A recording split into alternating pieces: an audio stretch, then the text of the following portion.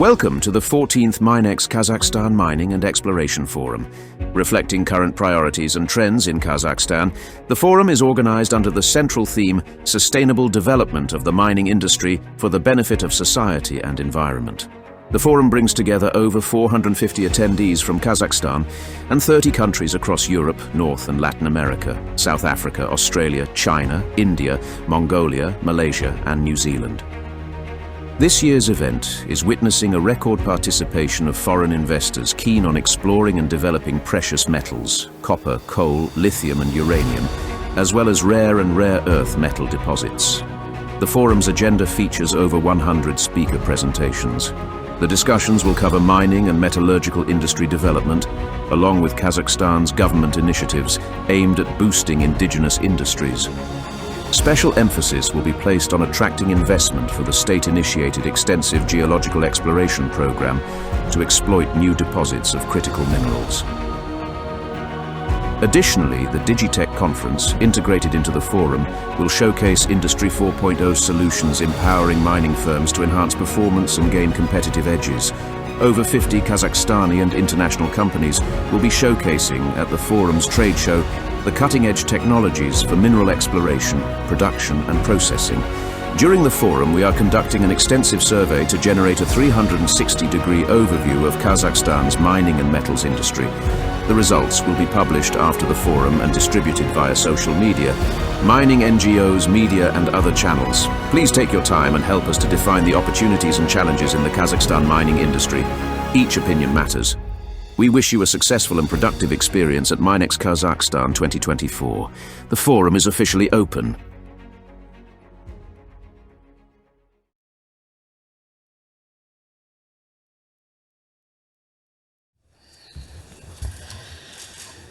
Kærmete connectar, kanemdarmen merzalar, kailatan, MINEX konferensiyasının aşlı sesiyasını hoş geldinizler. Men және менің үкіметтім бүгінгі конференцияның тақырыбы өте маңызды. Сондықтан мен бүгін сіздерге бірінші сөз айтқаныма өте қуаныштымын. Thank you.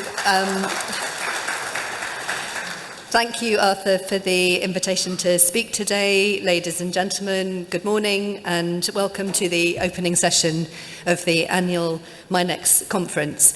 I think this is the second year I've addressed you and I'm very grateful for the opportunity to speak because for me personally, for our embassy, for the British government, the critical minerals sector and the sustainable development of that sector is an absolute priority.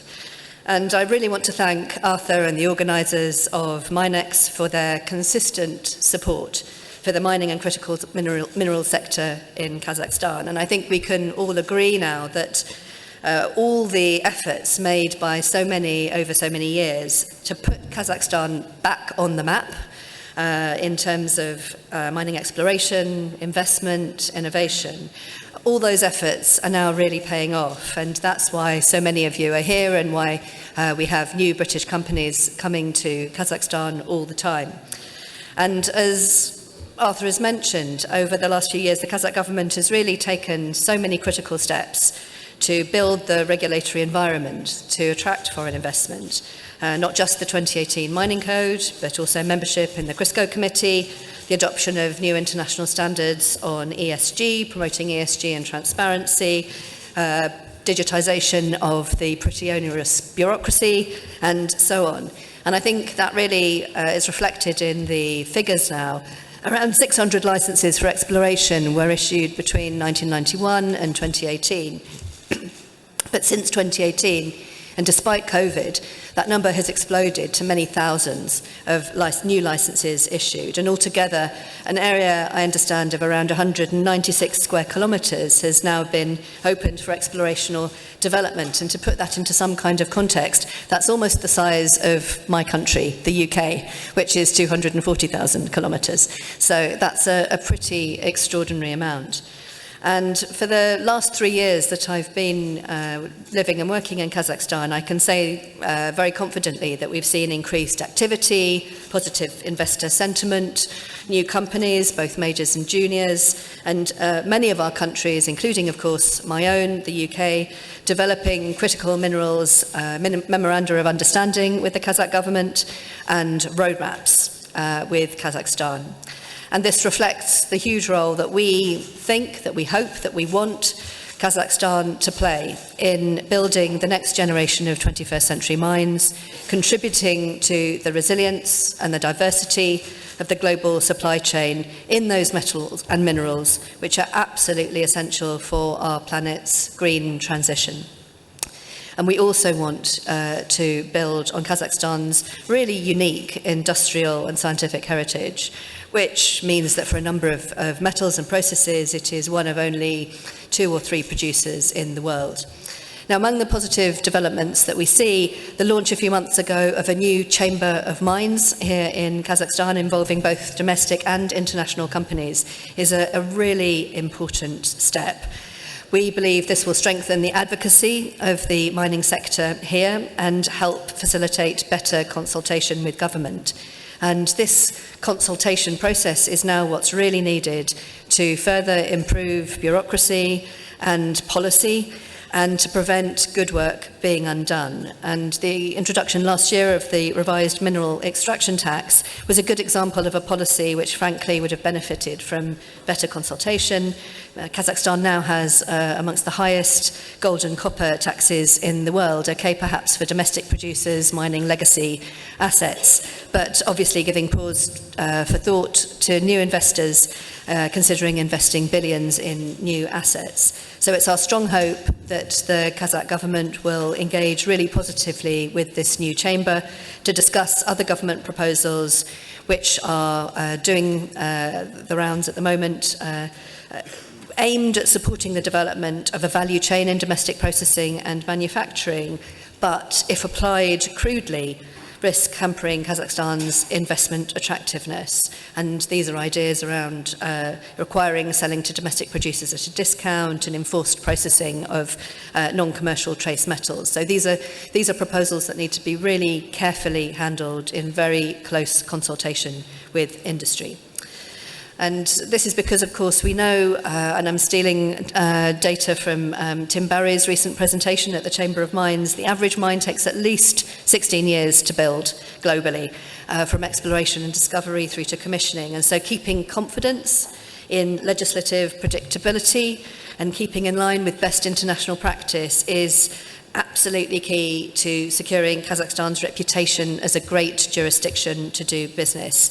And again, London is a centre of mining finance, and we know that there is a really intense global competition for capital. The money available for investment in international mining in specialist funds has taken a real hit in recent years. And the volatility of commodity prices, of course, as ever, requires really strong nerves in this sector. But it's also important, of course, that Kazakhstan gets regulation right to make sure that its investors are building those world-class mines to world-class ESG standards, making sure that investment does bring development and wider sustainable societal benefits to its communities. Consulting closely with business is the right way to get that right balance. Now, the UK really wants to be a strong partner for Kazakhstan in this next stage of the mining journey, and the Critical Minerals Memorandum of Understanding signed last year by our Foreign Secretary and the roadmap signed in London with Minister Ghani in November is a sign of the progress we're making. We're really glad to see more British or British-ish companies here at MINEX for the first time. Many of whom have established new offices in Almaty. And in my final minute, I'll just mention 3 areas that for us are areas of focus in the embassy, where Kazakhstan has a real opportunity to make progress, and we think UK expertise has something important to offer, to really develop Kazakhstan's mining ecosystem and turn it into the global hub for mining investment all along the value chain, which we believe it can be. And the first thing, of course, is data. We are working on a project to bring British Geological Survey into a partnership with National Geological Survey here on improving digitisation and intelligent search for Kazakhstan's amazing data archive.